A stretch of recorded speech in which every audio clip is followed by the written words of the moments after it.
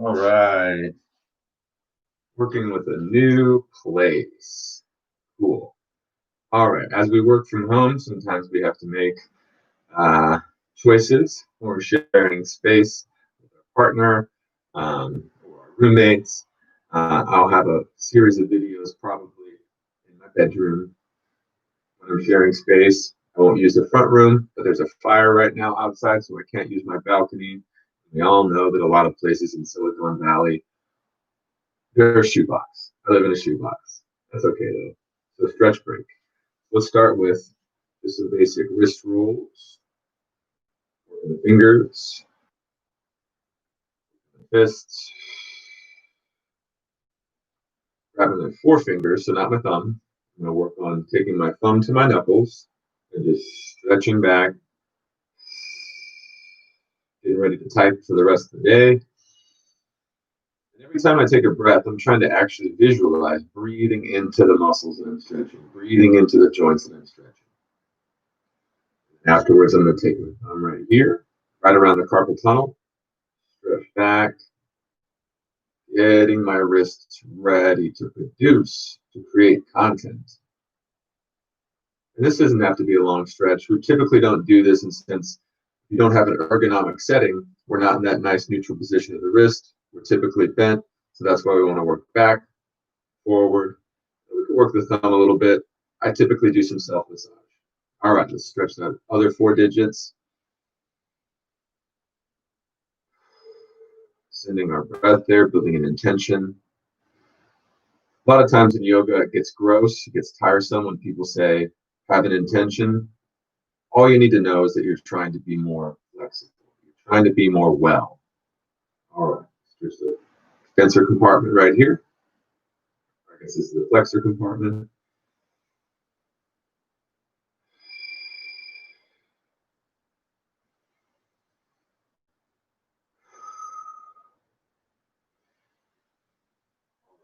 Shake it out.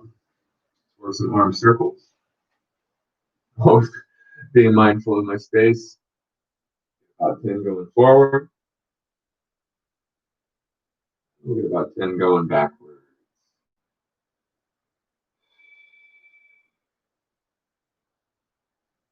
All right, 10 huts, bringing the forearms towards each other. I'm going to work on, again, working with my space, pinching my shoulder blades together, rounding the shoulders. So this is scapular retraction, scapular protraction.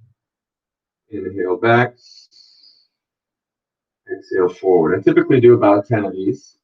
It feels so good, you could find yourself doing 15 or 20.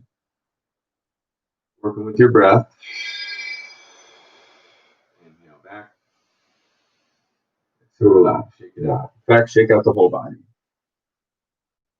All right. Working into a back extension. I'm going to find those 2 bones right here on either side of the pelvis. I'm going to tilt my pelvis under, tightening up my glutes, lifting my chest, looking up.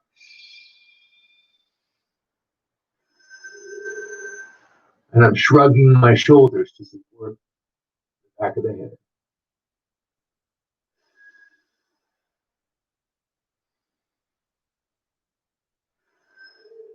Dropping the chin, rocking the right ear right, left ear left. If we've locked our knees, let's bend our knees. Let's turn. Look out over our left shoulder. Breathing in. Breathing out. Inhale. Exhale. Looking out over the right shoulder. Keeping the knees forward. Breathing in. Breathing out. Breathing in. Breathing out. All right. Shake out the feet. Shake out the feet. Working our arm across. So I do arm across very differently than your PE teacher might have taught you. I rotate the palm upward, so we call this supination. And I'm just turning my chest, getting a big stretch for that inferior angle of the scapula, the rotator cuff.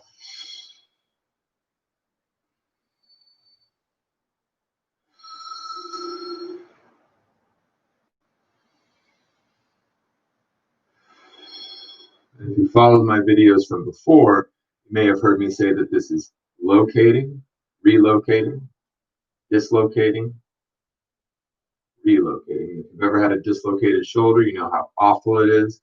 And it comes from us actually leaving the joint as opposed to locking in place. So let's get that other side. So as you can tell, if you have a good look at me, my shoulder isn't up here. It's as balanced with the other one as possible. There'll be some inflection upward, but that's mostly just the muscle that's pushing the arm up a little bit. It's not that the ball and socket joint is actually leaving the joint.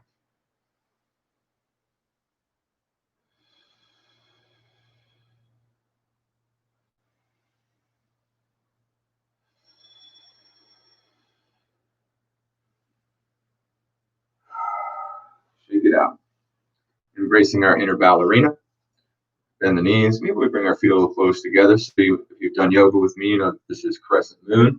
If I take both arms up, I'm going to have us do just one arm today. So I'm opening up my lat.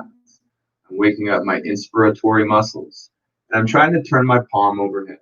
Not out, dislocating, relocating. So I'm opening up my waist, my side muscles. You start to feel this radiate down the lower back into our quadratus group. I'm not trying to shift my hips too hard. This isn't a Bikram yoga class.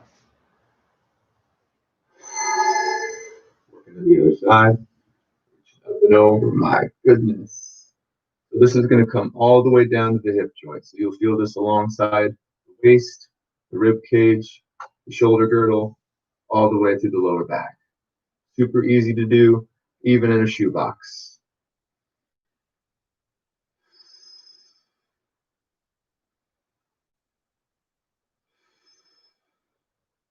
All right. Next, working into a Romanian. For this one, I'm taking my hands to my thighs, pushing my hips back, and if you have a good view of me, you can see my back's nice and flat. So from here, I'm just trying to space apart the backbone, trying to get some space after sleep. As we sleep, we twist, we turn, we bend, we flex, and sometimes those bones and the vertebrae just get jammed together. What we're trying to do is unjam them. As we breathe, get a little taller.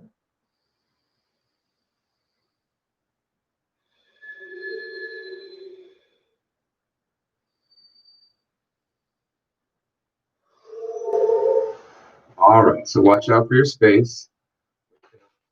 Thighs and calves, we're going to get a few kickers, falling to the side immediately.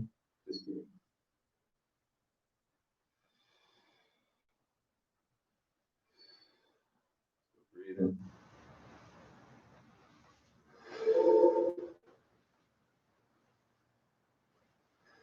A few high knees. Working the hip flexors.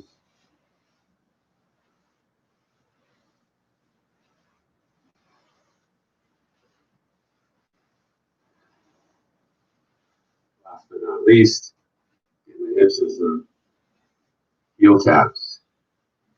Now, I'm pretty flexible. So you don't see me bending down to reach for the heel. I try and bring the heel to myself. If it doesn't quite work, you don't need to reach there. Just give it a little slap. I'm groovy. Give ourselves a big hug. We did it. We stretched. I'm trying a new format.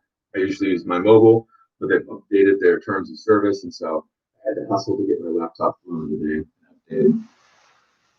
So I hope that you check out some of my collection. Not all videos are awesome, but I'm always trying to produce new content. Today we will have yoga at 4:40 p.m. So take care of yourself. See you next time.